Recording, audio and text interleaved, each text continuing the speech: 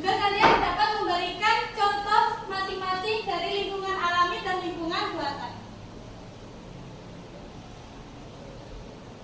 Sebelumnya, definisi lingkungan adalah segala sesuatu yang ada di sekitar manusia dan mempengaruhi tumbuh kembangnya manusia, hewan, dan tumbuhan dalam kehidupan manusia. Lingkungan dibagi menjadi dua, yaitu lingkungan alam dan lingkungan buatan. Yang pertama, lingkungan alam. Lingkungan alam adalah lingkungan yang diciptakan oleh Tuhan Yang Maha Esa dan terjadi secara alami tanpa ada campur tangan dari manusia. Jadi dia sudah dari alam, tidak ada campur tangan dari manusia. Siapa yang tahu contoh dari lingkungan alam? Bisa sebutkan? Itu udah alami. Udah alami dibuat oleh Tuhan sebab dia itu tumbuh sendiri, nggak bisa nyambung sama manusia. Iya betul. Hutan merupakan lahan yang sangat luas dengan berbagai macam pohon, tumbuhan, hewan serta makhluk hidup. Ada lagi? Contoh lingkungan alam, gunung. Gunung merupakan gundukan tanah yang sangat besar dan tinggi serta di dalamnya terdapat lahar yang panas. Biasanya di gunung itu hawanya sejuk. Dia cocok untuk bercocok tanam. Ada lagi contoh lingkungan alam daratan yang lain, yaitu padang rumput, hutan, gunung. Contoh lingkungan alam yang ada di perairan yaitu air terjun. Air terjun merupakan formasi aliran air yang jatuh dari ketinggian tertentu sehingga menyebabkan genangan air yang sangat banyak dan akan mengalir di sungai. Yang kedua, sungai. Sungai merupakan aliran air yang berkumpul dan mengalir secara alami dari permukaan tinggi menuju permukaan rendah dan akan bermuara atau berakhir di laut. Manfaat lingkungan alam yaitu sebagai tempat hidup. Lingkungan menjadi tempat bagi makhluk hidup, baik manusia, hewan maupun tumbuhan untuk berpijak. Selain itu, lingkungan juga menjadi tempat untuk beraktivitas dan berinteraksi. Yang kedua yaitu lingkungan buatan. Lingkungan buatan adalah lingkungan yang berada di sekitar manusia dan merupakan buatan dari tangan manusia. Contoh lingkungan buatan, yang pertama yaitu sawah. Sawah merupakan ekosistem buatan yang berpetak-petak dan dibatasi oleh pematang sawah. Yang kedua yaitu taman. Taman merupakan sebuah area atau sebidang tanah yang ditanami berbagai tumbuhan dan diberikan beberapa komponen tambahan yang bermanfaat. Yang ketiga, contohnya yaitu jalan raya. Jalan raya merupakan suatu jalur yang menghubungkan satu daerah dengan daerah lainnya. Jalan raya sebagai tempat lalu lalangnya transportasi darat seperti motor, mobil, sepeda, dan lainnya. Adapun manfaat lingkungan buatan yaitu sebagai pembangkit tenaga listrik, sebagai sarana edukasi, sebagai sarana untuk memenuhi kebutuhan, sebagai sumber penghasilan, dan lainnya. Ada yang tahu perbedaan antara lingkungan alam dan lingkungan buatan? Ya, perbedaannya ada pada proses pembentukan. Tadi contoh lingkungan alam apa saja? Danau, sungai, air terjun, gunung, hutan, Pohon, padang rumput. Kalau lingkungan buatan, contohnya apa saja? jalan raya, Jalan raya, taman, taman, sawah, sawah.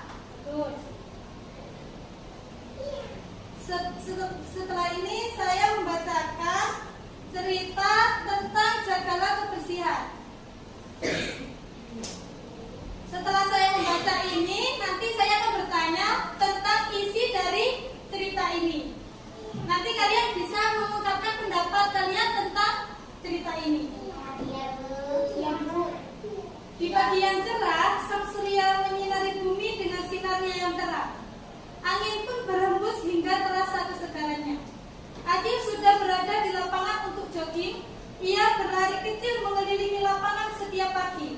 Setiap lewat di depan rumah tetangganya, Acil selalu menyapa dengan ramah.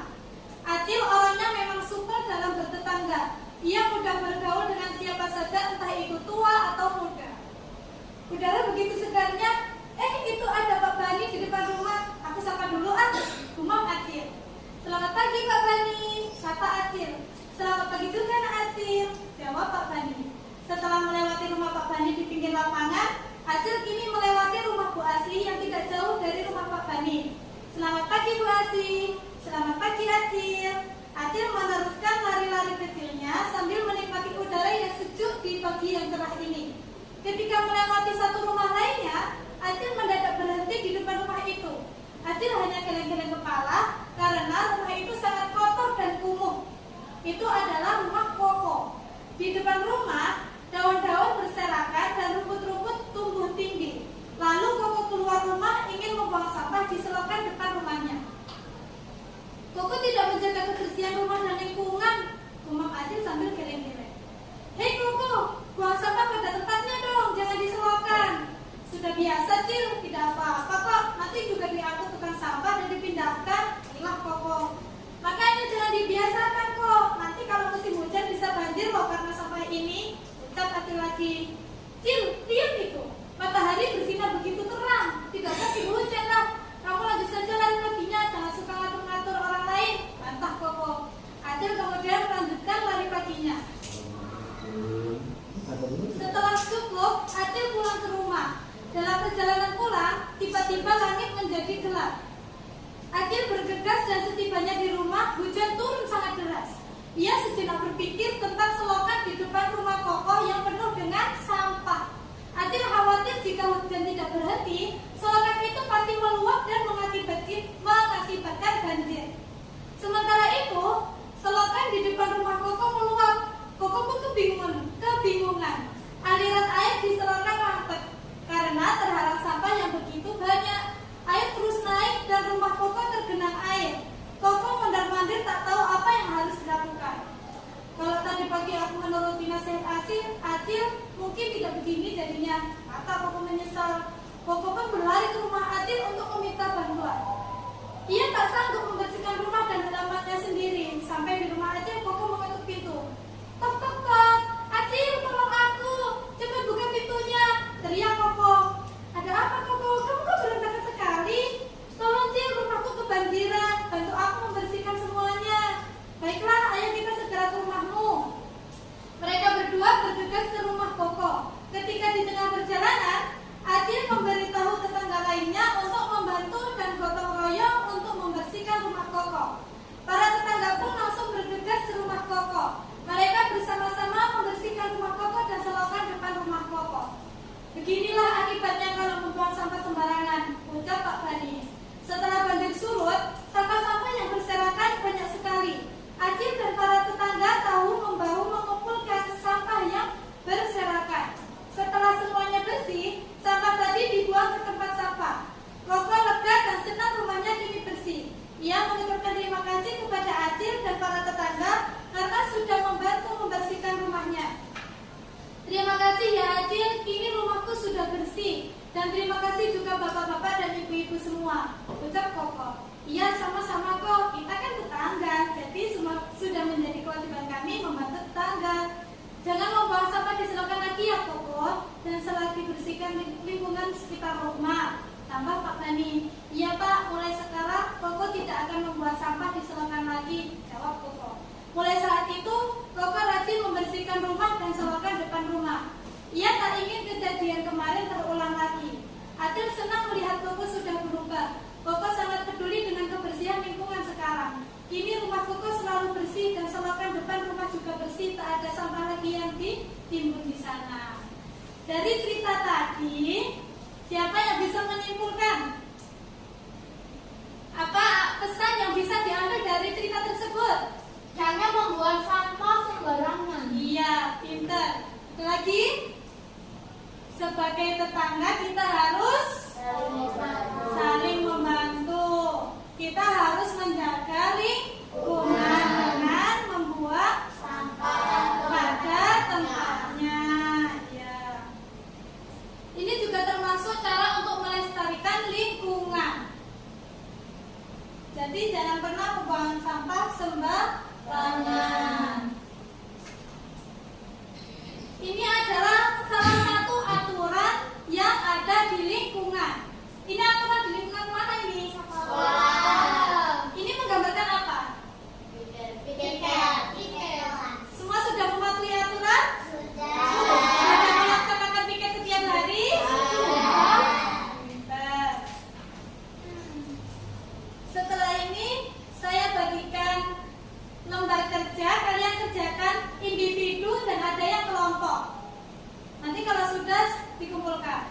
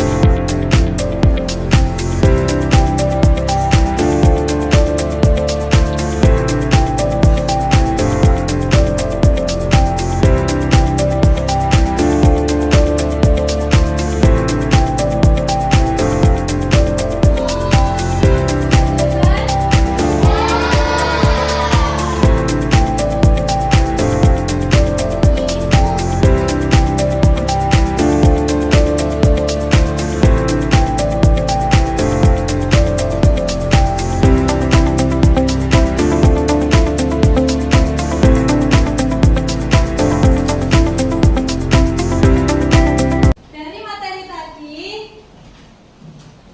apa yang bisa kalian dapat? Menjaga lingkungan, buang sampah pada tempatnya. Tidak membuang sampah di sungai atau selokan. Iya, tidak membuang sampah di sungai atau di selokan. Saling membantu.